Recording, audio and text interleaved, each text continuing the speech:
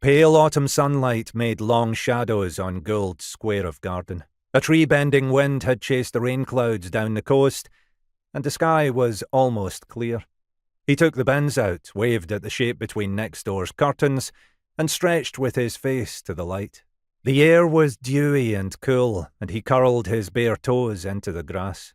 "Morning, Mrs. Glennon," he said as a door opened behind him. "Isn't this glorious?" "Do up that robe," replied Mrs. Glennon, kimono clutched to her throat. "People can see you."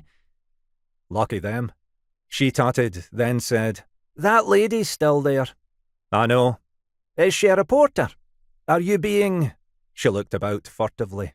"Profiled again?" "She's a victim," said Gould. "Or she thinks she is, anyway."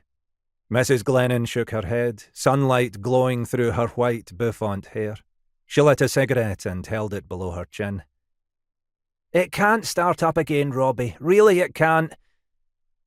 "I know, Mrs. G," said Gould, tying his gown before turning to face her. "It won't."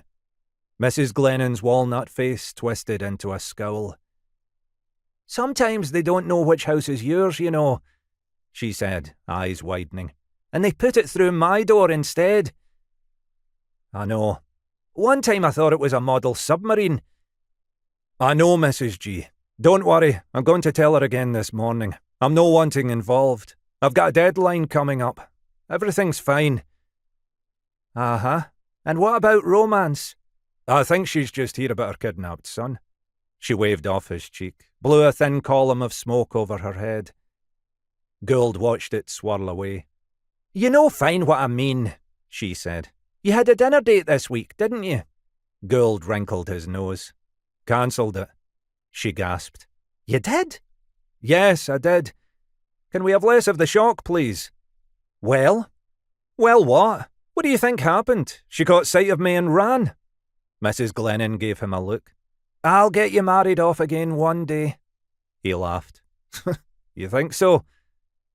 "Absolutely. I mean, the Knit and Natter girls think you're handsome. And you can talk." "I'll add that to my profile." They stood for a moment. Gould looked past her to the Isle of Arran, its quilt browning with the season. A tuft of cloud had snagged on the mountain, and he watched it gradually tear free, leaving the hillside bright and clear.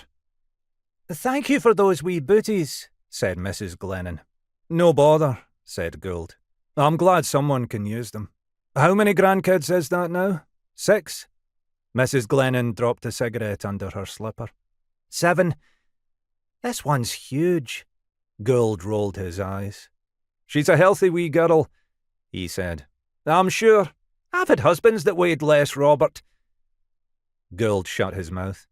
"I just think you've been on your own too long," said Mrs. Glennon, nodding as her cast-iron barrow of opinion found its well-worn groove.